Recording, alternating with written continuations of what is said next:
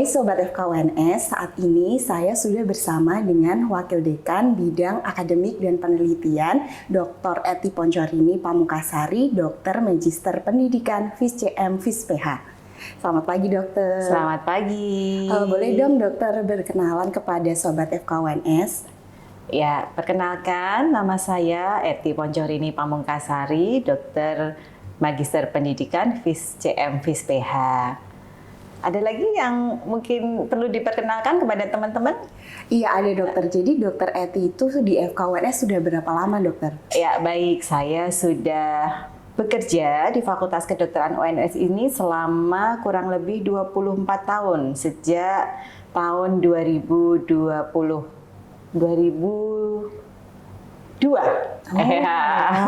Sudah lama ya dokter. Ya sampai lupa ya tahun berapa itu sampai lupa ya. Iya. Ini dokter itu mengampu mata kuliah apa dokter?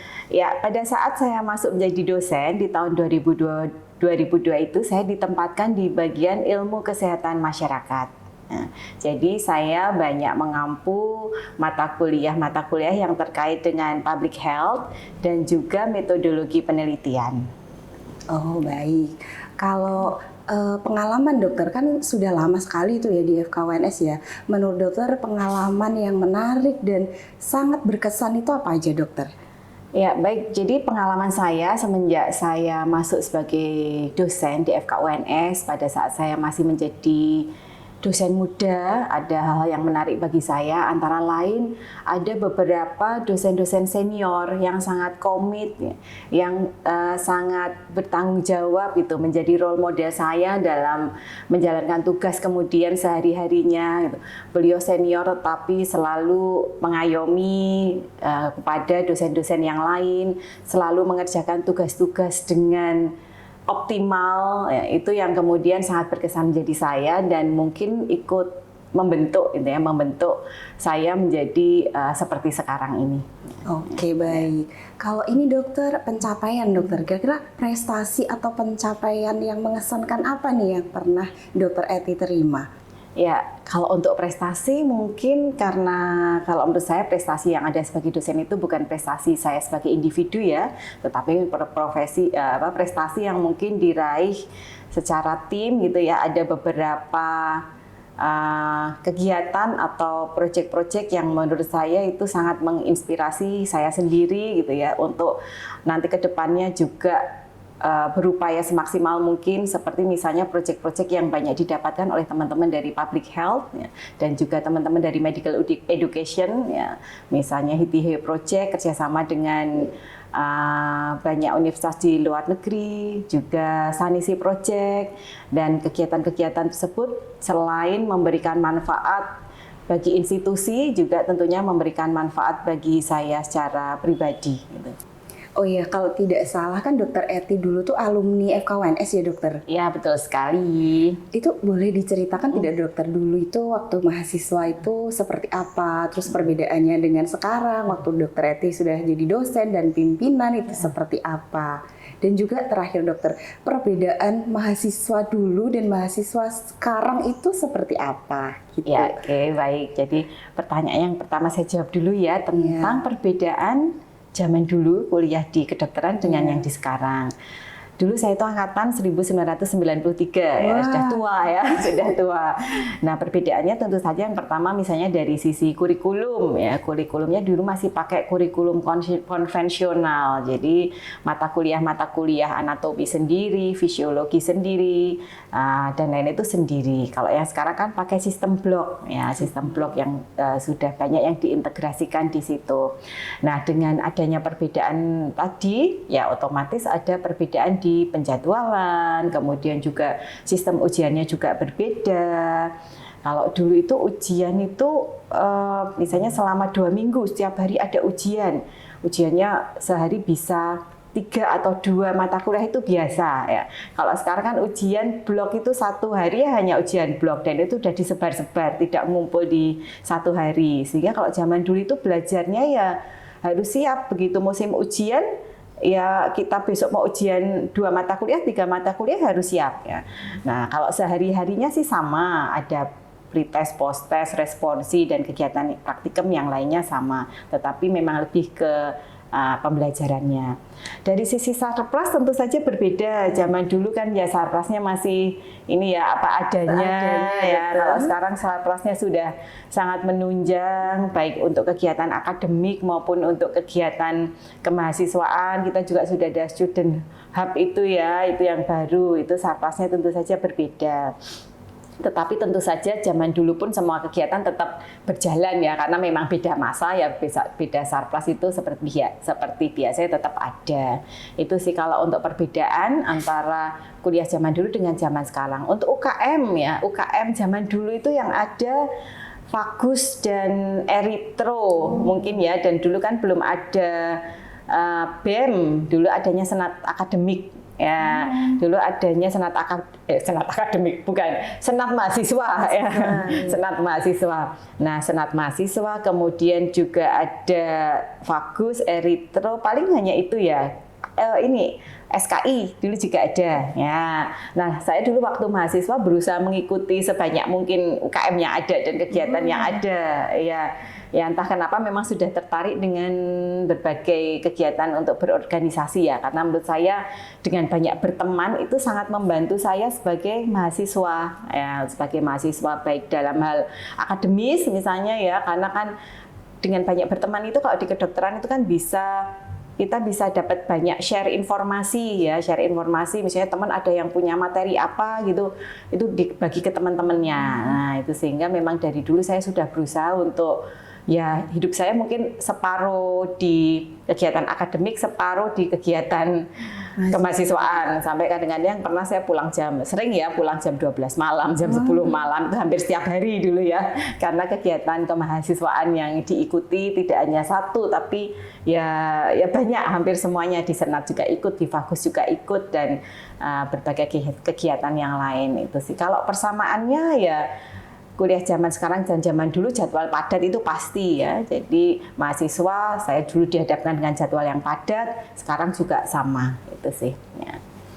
Kalau ini dokter tadi kan dokter menjelaskan bahwa ikut organisasi, juga rajin belajar gitu. Nah itu membagi waktunya itu gimana dokter? Ya, membagi waktu. Jadi semenjak saya mahasiswa, kebetulan orang tua saya dari dulu itu sudah menyampaikan cara belajar itu beda-beda antara satu orang dengan orang yang lain. Kamu harus menemukan cara belajarmu sendiri. Dan orang tua saya itu unik, sejak saya SMP itu malah disuruh kalau belajar itu jangan di tempat yang sepi, tapi sambil nyetel radio atau sambil apa gitu. Waktu itu saya nanya, ngapain belajar kok nggak cari tempat sepi? Katanya bapak, biar tetap bisa konsentrasi dimanapun berada, karena tidak selalu nanti kamu akan bisa belajar pada tempat yang sepi. Nah, itu ternyata bisa membantu. Waktu saya ikut organisasi banyak tadi, saya tetap bisa belajar dimanapun berada, walaupun rame, walaupun apa, itu tetap bisa.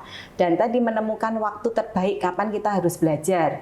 Teman-teman saya itu belajarnya biasanya malam dulu ya, anak-anak kedokteran itu jam 9 malam sampai pagi itu banyak yang begadangan belajar. Tapi kalau saya nggak bisa ya, karena memang tipe saya bukan belajar di malam hari.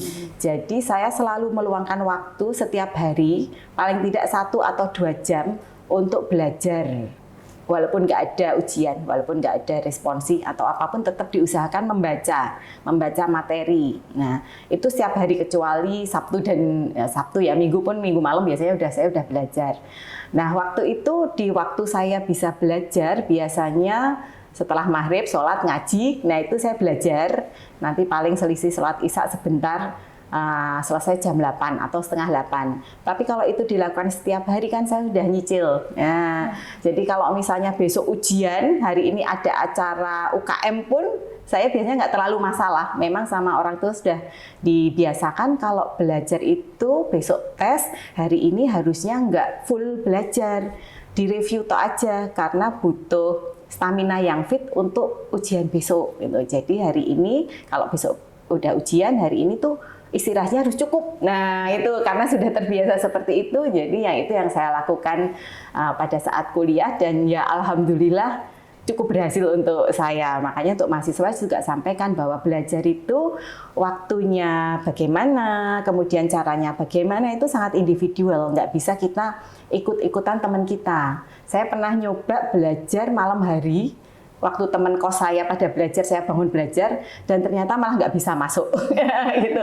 Terus paginya pas ujian ngantuk. Nah, satu kali itu tok saya coba, berikutnya saya kembali ke cara belajar seperti semula. Kalau besok ujian 8:30, jam 9 saya sudah tutup buku, tidur. Nah, gitu. Baik, menarik sekali ya sobat ya. Kalau ini dokter, perbedaan mahasiswa dari zamannya dokter dulu dan sekarang itu apa dokter yang spesifik kira-kira? Ya baik, jadi perbedaan mahasiswa dengan dulu dan sekarang ya, kalau kita berbicara tentang gen ya itu kan memang sudah ada perbedaan karakter antara Gen Z dengan saya itu dulu apa ya, udah tua banget ya, pokoknya mungkin baby boomer atau apa gitu ya, itu kan memang punya ciri khas masing-masing ya, dan secara umum kan seperti itu ya, kalau ada karakter 1-2 yang memang spesifik itu ya pasti ada, tetapi secara umum kan karakter Gen Z ini kan berbeda. Kalau kita baca-baca di berbagai media atau literatur yang membahas tentang Gen Z itu ada kelebihan dan ada kekurangannya, dan itu saya lihat juga ada di mahasiswa kita dan berbeda dengan mahasiswa di zaman dulu ya. Misalnya kelebihan Gen Z itu mereka advance di teknologi ya kan, mahasiswa sekarang kan bangsanya teknologi itu kan, perkara teknologi itu kan advance banget, bahkan dosen-dosen itu seringkali kalah gitu kan. Kalau teknologi itu mereka sangat maju, sangat cepat menguasai ya. Itu kelebihannya. Yang kedua, mereka itu pandai mengungkapkan ini ya, pendapatnya ya. Mereka itu rata-rata itu pandai dan berani mengungkapkan pendapatnya ya. Itu satu hal yang bagus juga ya. Ada sisi bagusnya, tetapi kadang-kadang juga ada sisi yang misalnya, wah ini kok seperti ini gitu, karena ada perbedaannya dengan mahasiswa zaman dulu. Misalnya mahasiswa yang sekarang kan lebih ini ya, tadi blak-blakan gitu ya, blak-blakan. Kalau mahasiswa yang dulu itu kalau misalnya dosennya atau fakultas menyampaikan aturannya seperti ini, atau kamu kalau misalnya telat ujian nggak boleh ujian gitu ya, sudah gitu ya kan, karena memang di aturan sudah ada kalau telat ujian sekian menit nggak boleh ikut ujian ya. Kalau kita telat otomatis konsekuensinya ya udah kita terima tanpa banyak bertanya gitu. Nah kalau yang sekarang mungkin berbeda, mereka akan mempertanyakan walaupun sudah tahu aturannya gitu. Kenapa kok seperti ini ya? Kenapa kok seperti itu perbedaannya. Nah kita, kalau saya sebagai dosen atau sebagai katakanlah dulu kan di prodi juga ya, itu kita memang harus menyadari perbedaan ini. Nah, yang harus kita lakukan ya apa ya, dijelaskan. Ini aturannya seperti ini, kenapa kok ada sanksi. Nah kalau menurut kita ajak berefleksi sekalian, mahasiswa zaman sekarang itu harus kita ajak berefleksi. Nah kenapa kok menurut adik atau kakak kok ada aturan seperti ini, itu kenapa? Terus kenapa keberatan kalau diberi sanksi? Nah, tahu nggak bahwa melanggar aturan itu sesuatu yang nggak benar? Nah, itu biasanya kita memang harus banyak memberikan penjelasan, mengajak berefleksi untuk mahasiswa zaman sekarang. Nah, satu hal yang juga pada Gen Z ini kan juga katakanlah kehidupan sehari-harinya berbeda dengan kita ya, dengan saya maksudnya yang sudah tua, yang sudah mungkin ini, sehingga kadang-kadang dalam hal berinteraksi dengan orang juga kadang-kadang pada Gen Z ini ada satu hal yang selalu perlu kita dampingi. Misalnya dalam hal bagaimana menyampaikan sesuatu pada orang yang lebih tua, sopan santunnya seperti apa, bagaimana bersikap pada siapapun ya, pada yang lebih muda pun kan juga harus ada sopan santunnya. Nah ini yang harus selalu kita dampingi. Jadi di antara kelebihan-kelebihan mereka memang ada hal-hal yang menjadi perhatian bagi kita sebagai dosen-dosen, yaitu tadi untuk tetap ini ya, sepintar apapun kita ya, kemudian seberani apapun kita mengemukakan pendapat, tetapi kemukakan dengan baik gitu ya, dengan tetap mengedepankan sopan santun pada semuanya. Itu sih. Oke, menarik sekali sobat.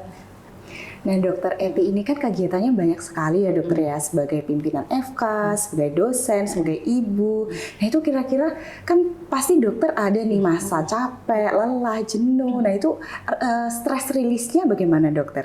Ya, betul sekali Mbak Tini bahwa kita sebagai dosen ya, ataupun pada saat kita melakukan tugas-tugas tambahan dengan sesuatu yang padat dan kadang-kadang juga waktunya berbenturan gitu ya, waktunya berbenturan dan seringkali kan apalagi semenjak COVID kita terbiasa Zoom, kita kadang-kadang bisa sampai malam ya untuk kegiatannya masih Zoom di rumah, untuk kegiatan kantor, nah itu memang sangat padat. Hari Sabtu kadang-kadang masih kita gunakan untuk kantor ya. Untuk stress release-nya yang pertama sih yang saya usahakan sih mencoba untuk tidak stres dulu yang pertama ya, mencoba untuk tidak stres dulu dengan tadi bersabar, mencoba untuk tidak panik gitu ya, mencoba untuk tidak panik ya pada saat kita ya banyak hal yang harus segera dikerjakan, itu mencoba untuk tidak panik itu biasanya membantu untuk tidak stres.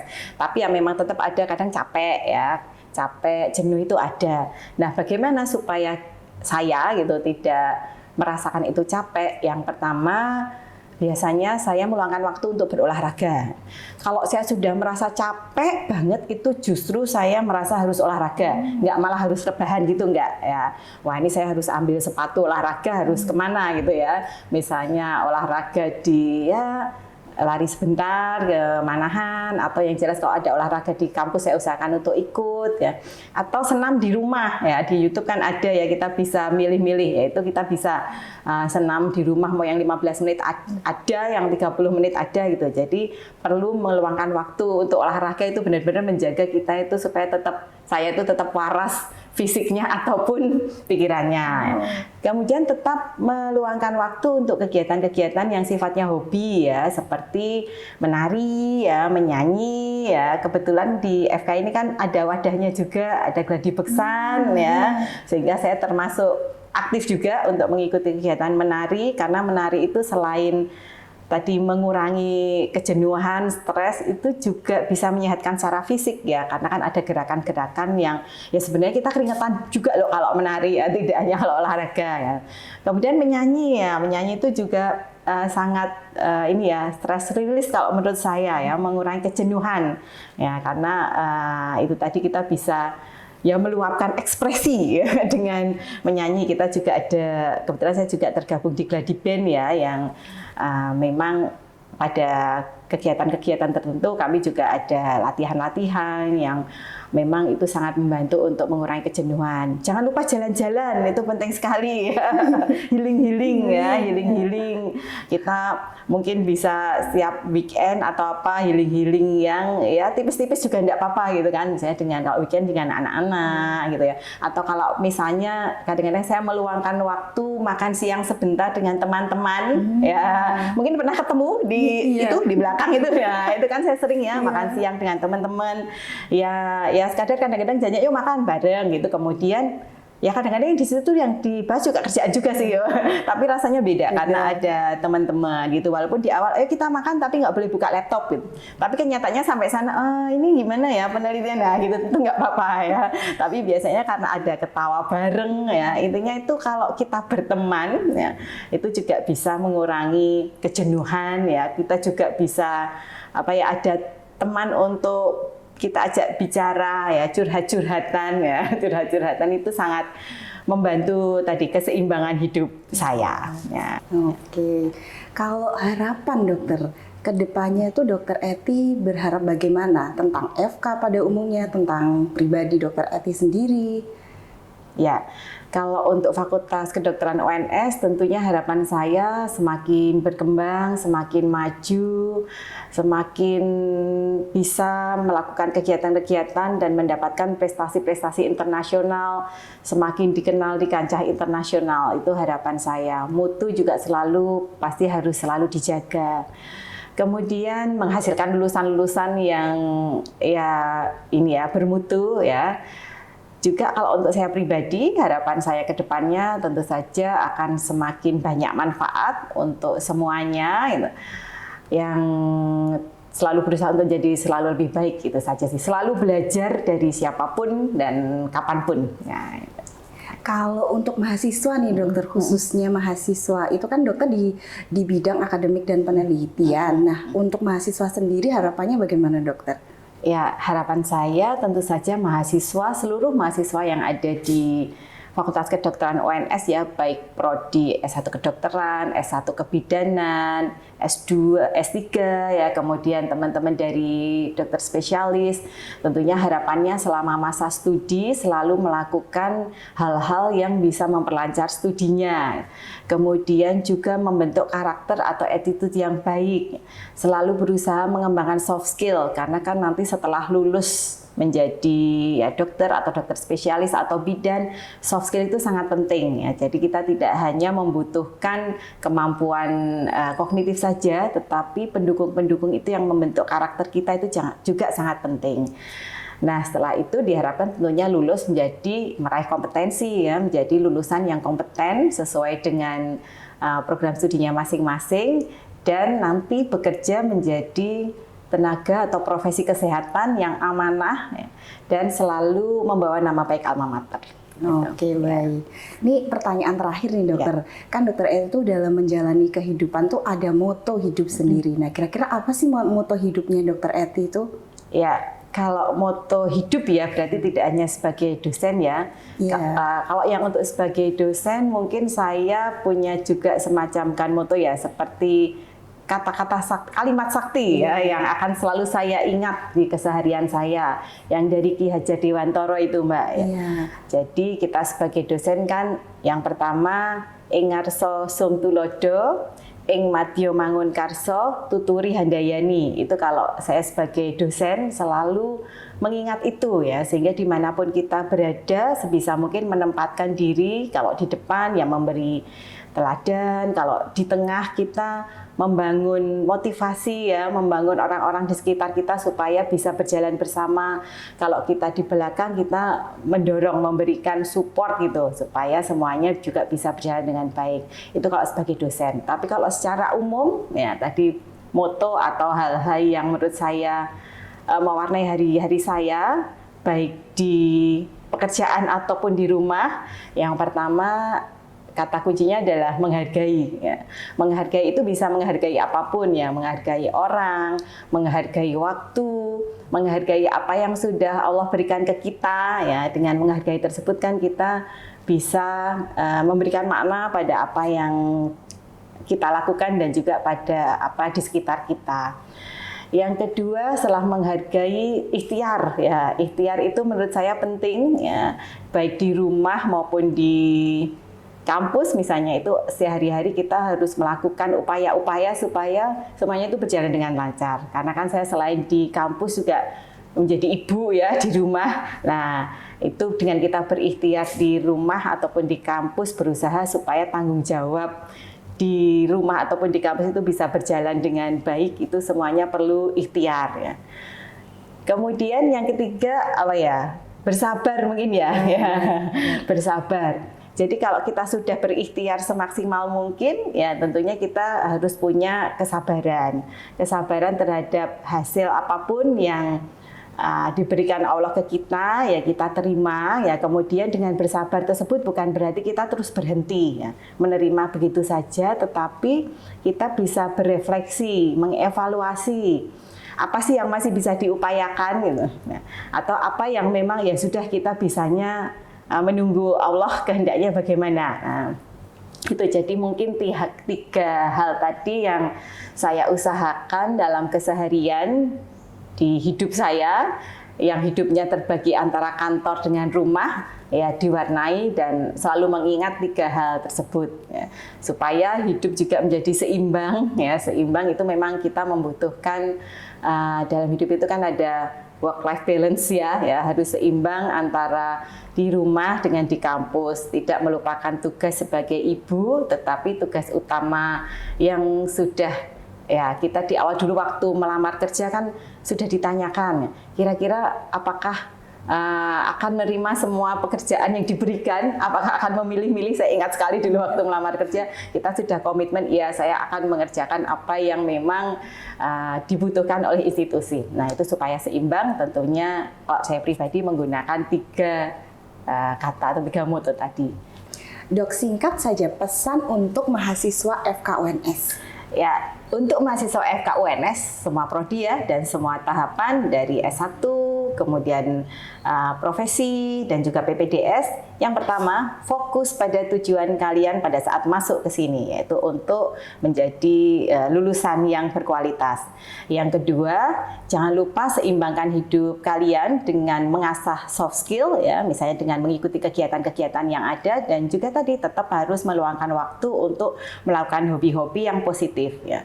Yang ketiga, usahakan tidak banyak hal yang mengganggu atau distraktor pada kehidupan kalian, atau distraksi hal-hal yang mengganggu, karena itu akan memperlancar studi kalian. Yang keempat ini sebenarnya yang paling penting, ya, jangan lupakan Allah Subhanahu wa Ta'ala, ya. Harus selalu berdoa, harus selalu menjalankan kewajiban-kewajiban sebagai umat beragama, agama apapun, ya. Saya yakin yang paling membantu hidup kita adalah Allah Subhanahu wa Ta'ala atau Tuhan Yang Maha Esa. Itu saja. Begitu. Baik, keren sekali.